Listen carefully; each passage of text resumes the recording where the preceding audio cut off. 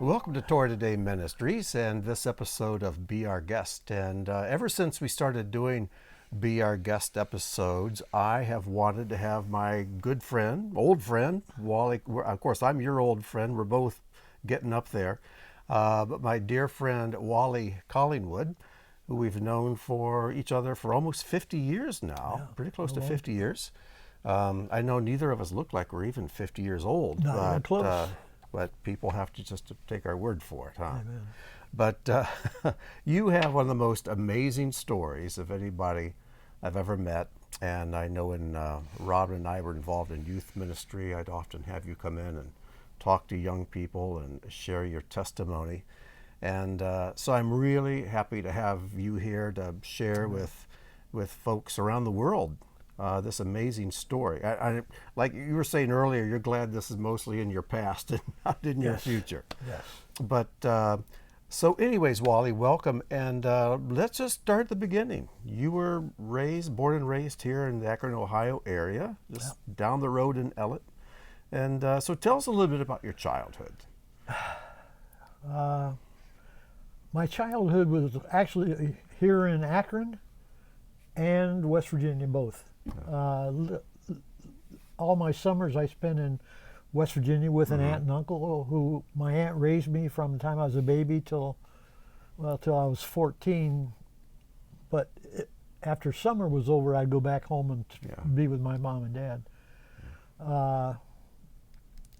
Dad was... Was your dad active in the family, or you never talked much about your dad? No, I haven't really. My dad was in the Navy when I was born, and so my mom had already had my sister, so she sent me off so she could handle things, and I'm glad she did, because that was a great time for me growing up. In the summers. Yeah, and my uncle had a hunting cabin. We'd go up there, and there's right on the Greenbrier River, and go out boating and stuff. So it was a lot of fun for a kid. Now, were your parents believers? Did they have any kind of an active faith life at all? My mom, I think she believed in God, but she didn't know Jesus. So my aunt is the one who was the believer. Okay. My aunt that I lived with in West Virginia, because we'd go to her church, and it was an awesome time. So she planted those seeds. Yeah, she did. Yeah, she did. And my uncle, he wasn't either, but there were some people involved in my early life that were believers. But my mom would take us to church once in a while, maybe once or twice a year, maybe. I'm not sure. So you were kind of raised in two worlds. You're the West Virginia world with an aunt with an active faith, and you'd come back to the other world here in Akron, where your mom just wasn't. Yeah, she wasn't. Yeah. I remember you telling me a story about, you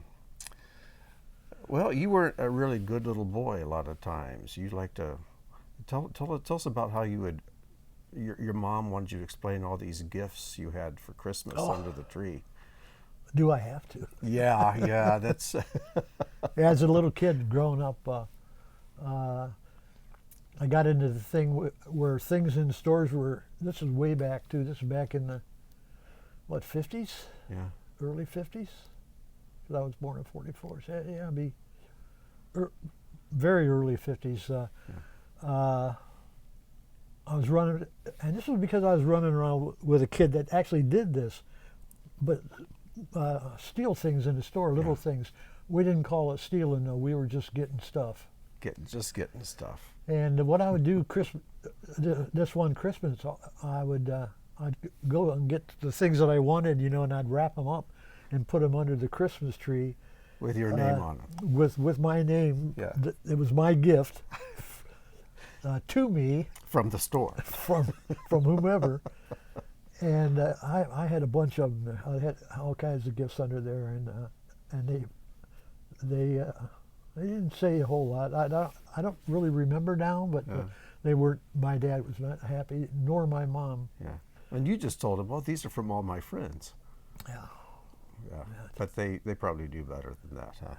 I think they did. I don't even remember what happened, and I'm glad because Yeah. I had to stop that. So. Yeah. Well, if we can move on a little bit further, you were married once, and the woman you were married with was heavily steeped in the occult. She was a witch, part of a coven, and that kind of introduced you then to the occult. Yes. You want to tell us a little bit about that, some of your memories? Wow. Well, I was in the Air Force at the time, and when I met this gal, I went in when I was 18, so I think it was about a year or so later when I met her. And the reason I met her was because I was always a kid growing up. I never really did bad things. I mean, I pushed the edges sometimes. I I wasn't a drinker, none of that kind of stuff. But what I was I was easily led. Yeah. And somebody say, "Hey, let's go do this." I go, "Okay, cool." So anyway, so while I'm in there, this one time I'd been out drinking. We used to go to this bar in town, and this girl came back out to the base and wanted to meet me. So she got a hold of the air police, and the police came and got me and picked me up and said, "Hey, you got a girl out here. She wants to talk to you." So I came out of the barracks and went out and talked to her, and that started off a time together with her. It was a romance started. Now, how did she know you? She'd never met you before. No, she had never met me. I didn't know who she was but even. But somehow she was kind of assigned to you to chase you down and find you, wasn't she? Yeah. She was after me, but Yeah. and she was gorgeous too. On Yeah. top of that, so I was happy to meet her. Yeah. But again, being led by others, it was going to pay off bad. But Yeah. yeah. Yeah. So we had met, and we started going out and doing things, and me doing things I'd never done before. So that kind of led into as the time went on, I was getting out of the Air Force in 19. When was it? 19. See, that'd be the 60s, I believe. 1965, Yeah. 65 or 6 was when I got out of the Air Force, and when I left, I went to Florida, and she also came, but we married in 1965. Mm-hmm. Okay. And she had a previous daughter by another husband. Now, I didn't know about the girl until I married her, and she told me she had another little girl, and which I wanted the little girl, and I thought, awesome, So I went with her, but as time went on, I found out that this young lady was involved in the occult world.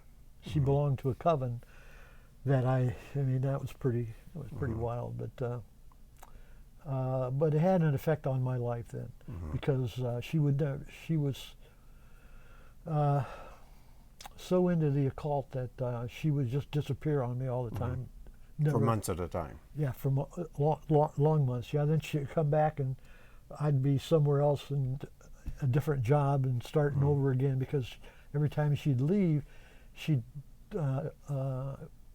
do it with, she'd come with friends and haul all my stuff off with them.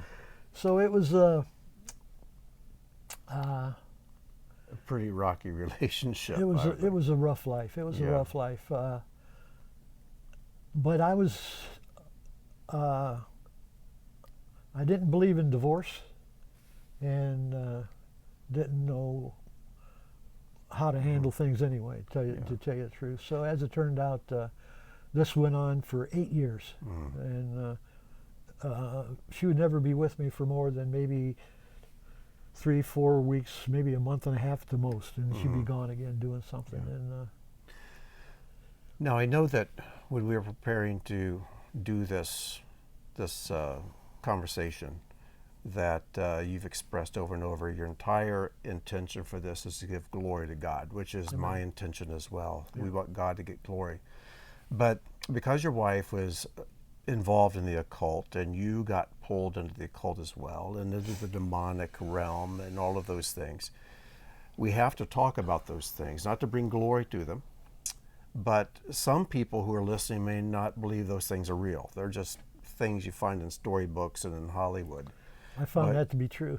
But you found out on the dark side that this stuff is very real. I found out to be true that even believers don't Yes. understand. Oh, yes, that's for sure. Yeah, absolutely. So you were telling me once about how in the night you found your wife praying over you, but it was actually a demonic spirit through her that was praying. Could you describe that briefly for us?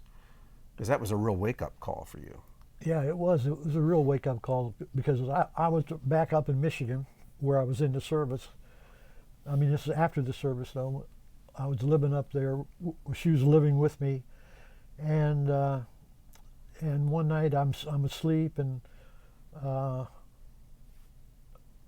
I hear this language being spoken, and she spoke. But the reason I even heard it was within me in my soul. I was troubled as I laid there, and then I woke up because it just felt evil, and I woke up. And I didn't move though. I just laid there and I said, "Kathy, what are you doing?" And she didn't say anything. And I turned to look at her, and as I looked at her, I saw the demons in her eyes. I could see them just plain as day. Yeah. And they didn't come out, but they were. You could when a person has demons, you can see them. So she laid down and never said a word. It was like she was nothing again when she laid down because the demons were not in control. Yeah. And she was out. And I just got up and dressed and left him. Yeah. I said bye. Yeah. Well. And didn't know what to do at that time because I didn't understand demons. That was kind of something that was talked about all over through movies and everything else. But to see it for real and know that it is true. Yeah.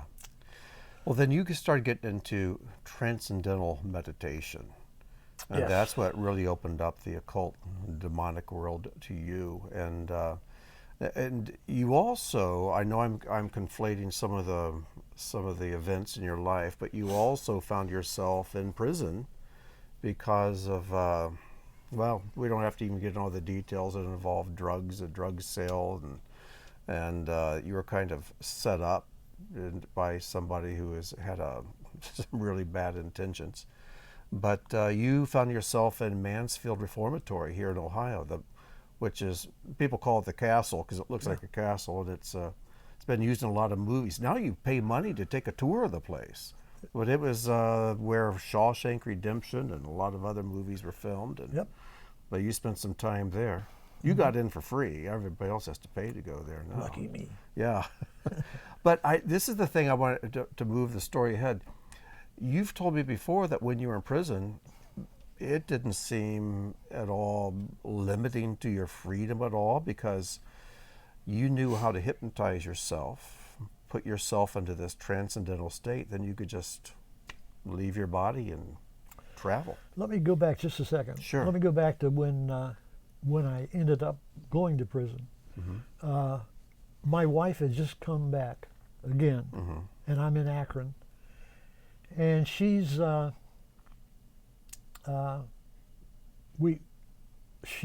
got back, wanted me to take her to get some things at the shopping center up in Canton.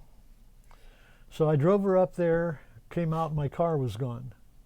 Somebody stole my car. Oh my. Just being around here, this happened every time she would come back. Something really lousy would happen to me. And then I got home and I had a message from a friend of hers up in Michigan, was asking me about,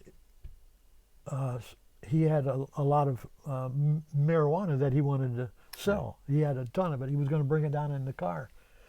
So he ended up bringing it down, and he wanted.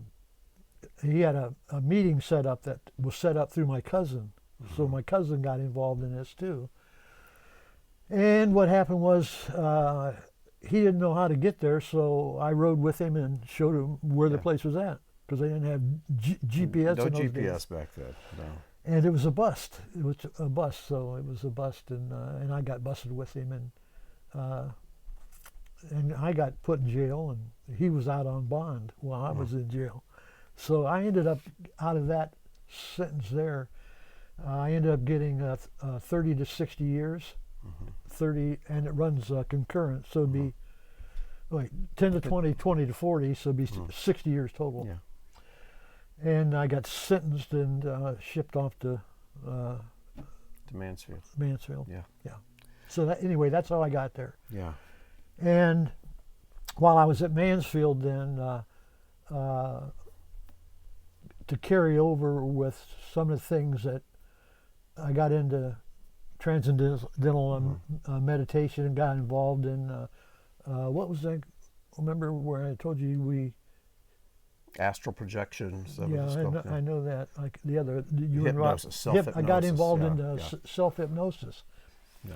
So I got good at it, and I would be out, and then over time, spirits would begin to come and speak to me. Demon spirits, teaching me stuff and welcoming me to their group, because they were much more advanced than we humans are. And that worked for me for a while, because I got into astral projection. So did they present themselves to you as like these enlightened spirits? Yes, yes. And highly evolved spirits and so on, and they would flatter you and draw you in deeper and deeper, wouldn't they? Yeah, it was a continuous encouragement too. It was continuously encouraged, and they would reveal things to you that would prove to be happening while you were there. Like I saw an inmate get stabbed one time when I was in this transcendental state, hypnotic state. Yeah, when I was in that state, they showed me a man getting stabbed and how I could help him. And actually, I went to the guy and told him about it, and he just laughed at me. And you told him what time it would happen, too. Everything. You saw the clock in this vision or whatever.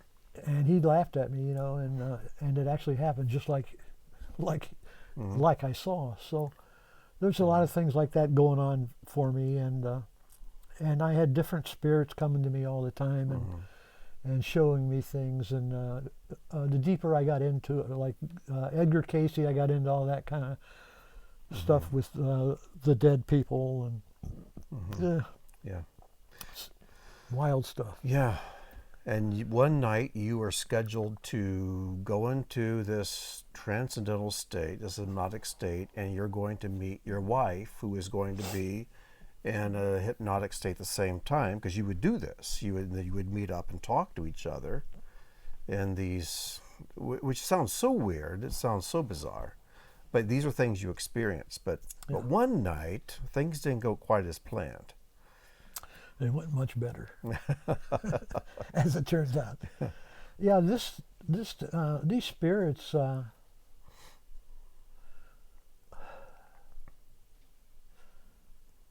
it takes time for them to. They don't just come and hit you up. They just take you and entice you just a little at a time, until they have you where you're more willing to contribute.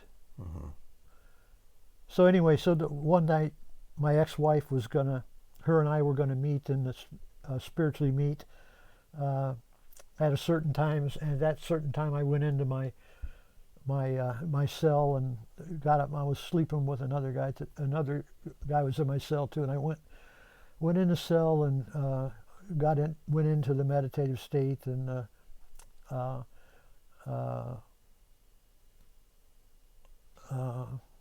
all of a sudden I felt this wind force come in. I mean, this wind force I was, and my body was totally numb for one thing. I don't know if I mentioned that before, but my body was numb, and this wind force came in, and I was out of the body and being pulled to the window, where the bars were, and it scared the pants off me because I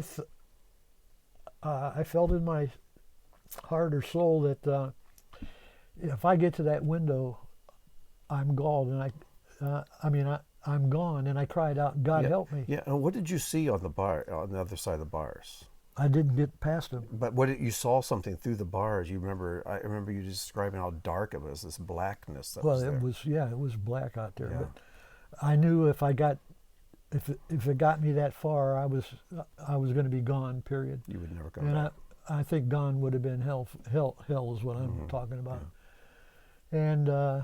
And I cried out, "God help me!" And all of a sudden, I was back into bed. I was back in my body, and I'm in my body, and my body is like paralyzed. So it took me a while before I can even move. And as soon as I could get up, I got out of bed, and I'm going through everything in there. About several months earlier, a Bill Glass crusade had come in, and they had given out the Living Bible.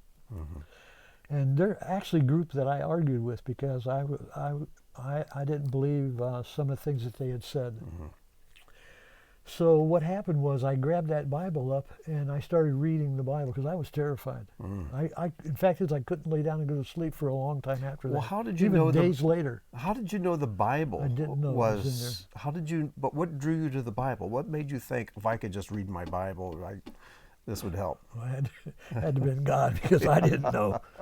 I mean, I think because from my childhood. I think it was from my childhood and just different things like that. Because what I had been doing was I knew that was not Bible related. The things that I had been doing were contrary to what Scripture says.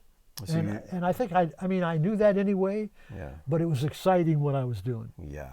It was exciting. It was really different, and it was something that was beyond what anybody teaches on the norm. Yeah. And so I just started reading the Bible, and I read the Bible. I don't know how many times I even read it, just in that first year, because I stayed in the Bible. I couldn't get out. And you of were it. afraid to go to sleep because you were so used to just going to sleep and leaving. For a long period of time, until I got enough Scripture in me where it just changed everything. God began to alter the way I thought, the way I acted, the way I wanted to be, and that just continued, and still has, and still does. So instead of giving yourself over to these demonic things or kept enticing you, you gave yourself over to God, who is light and truth. And I got to tell you too, one of the most beautiful things that ever happened to me the most beautiful thing that ever happened to me was, our chaplain was an awesome guy. He was a German, and he's probably not.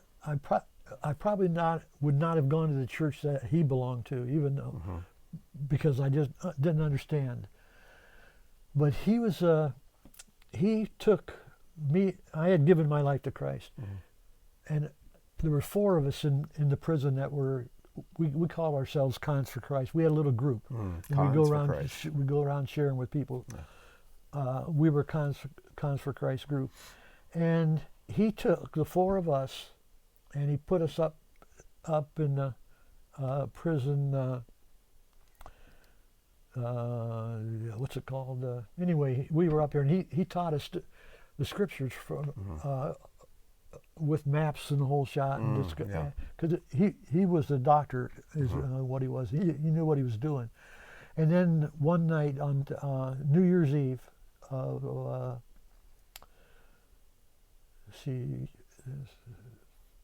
would just turn 30. So how would I be? I'd have been 74, 75, 73, 74. Yeah.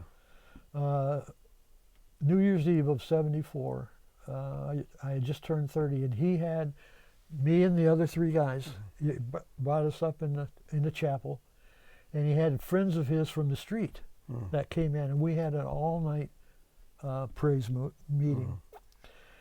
And what a worshipful time, because the point came where he was serving me the Lord's Supper, and I was down on my knees, and as he gave it to me, I just started babbling.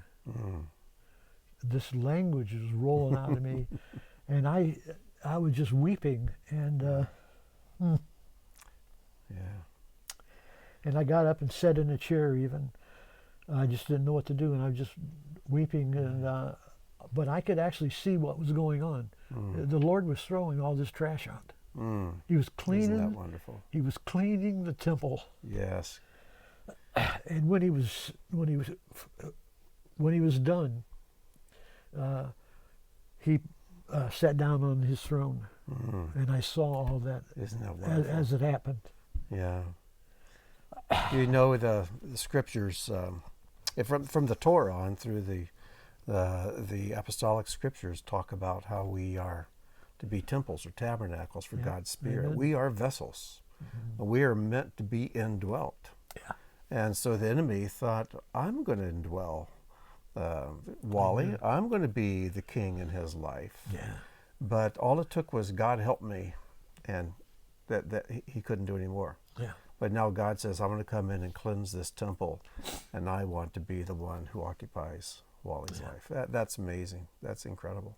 So how did life change for you in prison after you started reading the Word and being filled with light instead of darkness? How did your relationships in the prison change? Well, it became a place where I had somebody to tell about Jesus to. Yeah. So, and did that, and became a real ministry in prison. I had one of my jobs was later on in prison. I worked for a social worker, and he was an atheist, a college grad, and he was going to go out to Arizona State and get his master's. And one night, and I've always told him about Jesus. And there's a lot to that, because things that went on in that relationship were incredible. What God was doing in his life too, that he didn't know about yet. But I actually one day I was in there, and he had told me that he was going to go to Arizona State, and it was going to be quick. And he was telling me one night that he was a tournament chess champion. And I told him, I said, Eric, his name was Eric Blomgren. I said, Eric, you want to play some chess? I said, Eric, I forget how I said that now. See, Eric, you're... But if you could beat, he said something like, if you can beat me in a game of chess, then I'll believe. I told him, I says, I could beat you, and I've never ever played chess before. Well, he just laughed at me, and he took it. I said, okay. He says, when I leave, he says, I'll send you up a pass, and I'll have them set up and ready to go. So that day came, and I walked down, and I'm praying all the way down, of course, because I didn't. Never played chess. I didn't before. play chess, but I knew God could do that. Now, if he was going to do it now, that was up to him. It was on him. So when I got down there, he had the board set up, and he had me the white. Yeah. And it was over. I think it was, and I on the way down, I'm praying. I said, Lord, I don't know what to do. I'm not even gonna. Did he show you some of the moves No. ahead of time? You No. didn't even know what the moves were. No. I told him, I said, I says, you're going to have to take over my hands. I'm not going to move. I'm not going to reach for nothing. I'm not going to move. You got to do it. So I'm a dummy sitting here. Go to town. So I got down there, and it was the shortest way that you could get a checkmate. A checkmate. It was, and he was you beat dumb. him. Yeah, You beat him. Yeah, it was over. He was dumbfounded. I was just shocked and thrilled. I wasn't surprised. I don't mean surprised, because I wasn't. What I was I think I don't know, because I didn't do anything. Yeah. And he didn't either. Yeah. And I've never seen him again, and I still pray for him, because I know that. Yeah. I know that he knew that it wasn't me either. Well, if in case you're watching this video now, Amen.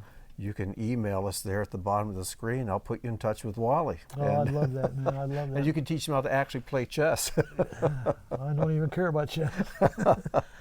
I'm That's glad he does, amazing. though. Yeah. Well, I remember you telling a story, too, about, because there were a lot of different gangs in prisons, as there always have been. And at one time, the leader of one of the gangs came up to you in the yard and said they wanted you to join their club. Yeah. Yeah, so how did you respond to that when they asked you to join their club? Well, can I mention the name of the gang? Because that would make That's sense. not important. Okay, Yeah. it doesn't matter. Yeah, I was out in the yard, and they were coming out of where they worship, and they stopped me, and they come up to me, and it's kind of smiling and laughing a little bit, Yeah. not in a bad way, just laughing, and said, "Hey, we want you to join our club." And this is a violent gang we're The talking yeah, about. they were violent. Now, you were worshiping. They weren't worshiping Yeah, someplace, but yeah. they wanted you to join. To They join were, their club. they were just doing it to see how I Yeah. handle it. They said, "We want you to join our club," and I says, "Yeah, I'd love to join your club. If you join my club, I'll join yours." And the guy started laughing, and he says, "What's your club?" And I said, "Cons for Christ." And they just laughed, and then they looked at me, and then they walked on. But It's they amazing. became friends in a way, because Yeah. every time they saw me, they were always, because Yeah. I was just honest with them. Yeah, that's great. People love honesty, They even do. in prison. Yeah. They love to hear the truth. Yeah. Well, you told us you had a 60-year sentence, and if you had fulfilled that 60-year sentence, you would still be in prison right now. Another 8 instead of years. sitting here in my home. Yeah. And what did you say? Another 8 years to go. Yeah. So God worked a miracle, and you got out quite early. You want to give us the short version of how that all transpired? Yeah. One night, I opened the Bible up. I'm sitting there. They're playing "Country Road, Take Me Home." I'm listening to that on the music, and that's when we had the 8 tracks. Sure. I forget where I got it, but anyway, Now you're really letting people know how old we are. Yes, If yeah. everybody remembers 8 tracks. I think it was 8 tracks. Yeah. So anyway, I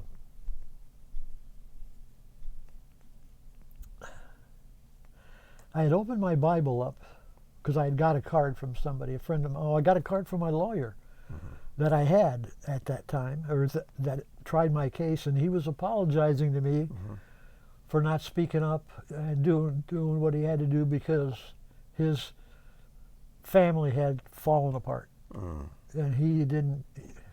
He was mentally. Wasn't that his best? He was mentally troubled. So, and then I got another card from an aunt, and it said, it was, what did it say? The Lord,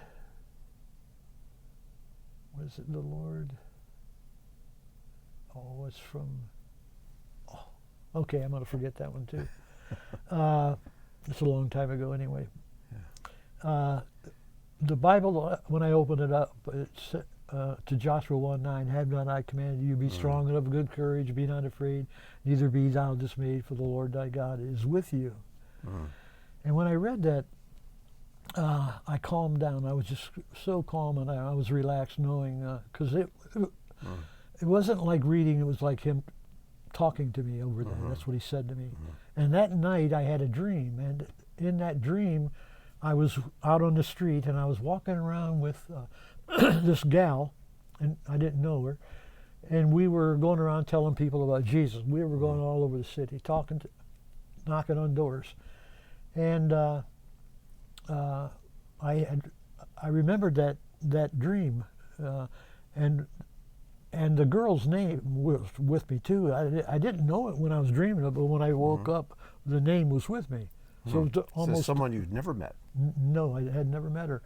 So I had written my mom, and I was telling her about that dream I had and that girl's name, and my mom wrote back and she told me, that's the daughter of her best friend. That's her name. And it ended up that she contacted that gal, and she came and started visiting me every week. So she was driving down to Mansfield. Even when I went clear down to London, she would come down and visit me. And one time she asked me if, when I was still at Mansfield, she asked me, she said her neighbor wants to meet me too. So she brought her neighbor, and her neighbor was Marjorie Cousins, who ran the Akron U Law School, or was president or something like that of it. And she wanted to ask me if I didn't have a lawyer now or any money, could she take my case over and give it to her students to work to review it, to work on it and take a look at it and see what they see. And somewhere in there, the Lord gave me a time to get out. He gave me October 31st. And it's not something I talked about, but it was just like there. I don't know how the Lord does that, but He puts something there, and you know it. And even I got transferred out that same year, 70. What was it, 72, 74, I got transferred out, and I went to London. And then in early 1975 was the date that I was supposed to, that the Lord had given me, October 31st. And on that day, October 31st, they called my number out over the loudspeakers and told me they wanted me in the warden's office. So I went in, I packed up my stuff, and which I didn't have much of, and went in there. And you told the people as you were leaving, I'm going home today. Went around shaking everybody's hand. Yeah. Because I knew, as soon as they mentioned my number, I knew, I mean, I actually knew before the loudspeaker come off, because I was talking to all the guys telling them that I'm leaving. And they're laughing at me like, you're an idiot, you know, because they knew how much time I was doing. So I walked into the warden's office, and I don't even remember what happened. Marjorie was sitting there with one of her students, and I just walked out and left. Isn't that something? So they reviewed your case, found some flaws in it, and took it to the judge, and they actually they got me. I found out later that they got me out on a bond, and after I don't know how many months it was that I was out, that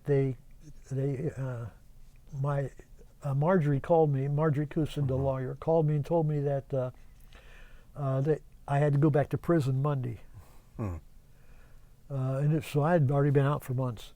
And they said I had to go back to prison Monday. And I says, yeah, that's okay, you know. The Lord knows what He's doing. That's what He wants. So she said, I'm trying to get an appointment to see the judge that sentenced you.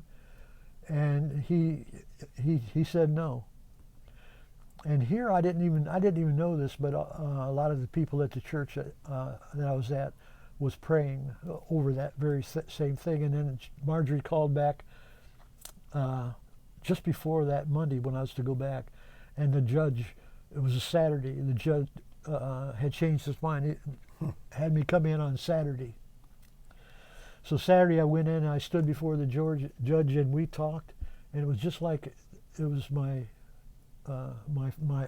father up there. It was an incredible, because this is a judge that I had yelled at, and because they didn't even tell the people when I had a week-long judge. I wasn't too happy about it at the time, but boy, God really turned things around. And you're always supposed to do 5 years of paper where you have to meet with the guy and then it's hard to get anything done. That's why guys getting out of prison have such a hard time, is going through that 5-year paper time.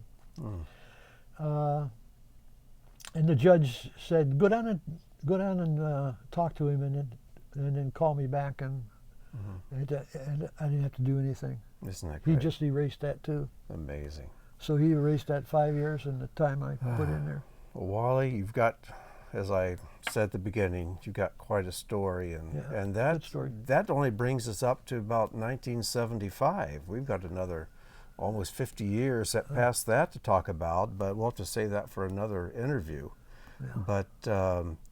But our time here is about gone. So what message would you leave with our listeners if you could talk to each one of them face to face? What is it you would encourage them to do? Well, some of the things that I've experienced in life is like the same thing that everybody's experienced, and that's trusting people. I mean, most of us, we all want to trust people. To speak the truth to you, but that doesn't happen a lot. There's good. I mean, a lot of people speak the truth that they understand what they think is truth, but the only place that there's real truth, and that's in the scriptures, and trust too. It's hard to trust people. I mean, we do, and we get injured by it.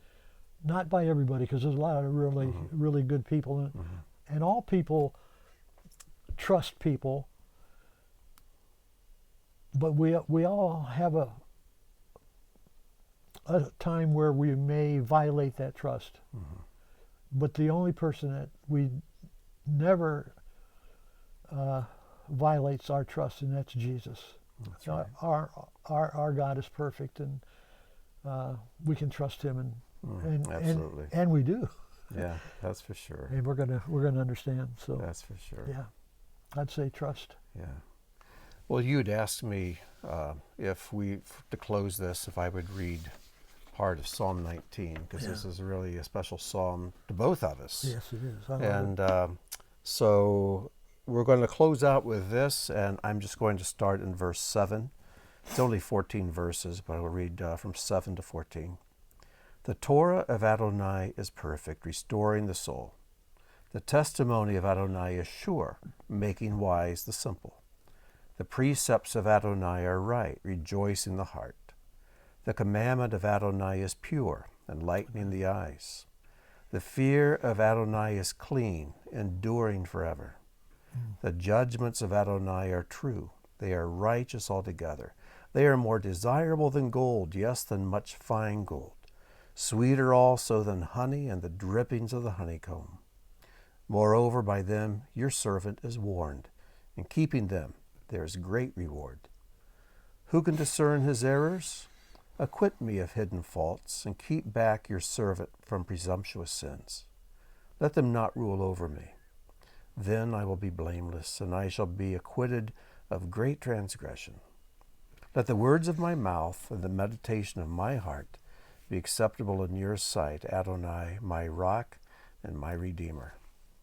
Those are trustworthy words. Amen. For sure. Amen. Beautiful. Wally, thank you so much for Thank you. sharing your life and just these few experiences out of hundreds that you could have shared. But thank you so much. Thank you for your friendship and for taking time to talk to our friends here in Torah today. So until next time, may God bless, and I wish you shalom. I'm looking for Eric Blomgren. Oh yes, and Larry, if you're out there, Eric, then contact us. Oh man, that'd be awesome. That'd be wonderful. That'll be wonderful. Oh wow. All right, thanks again, Wally. Appreciate it. Appreciate it.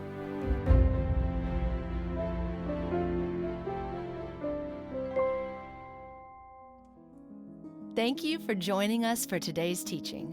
If the work of Torah Today Ministries has touched your life, please consider making a donation or sponsoring an upcoming video.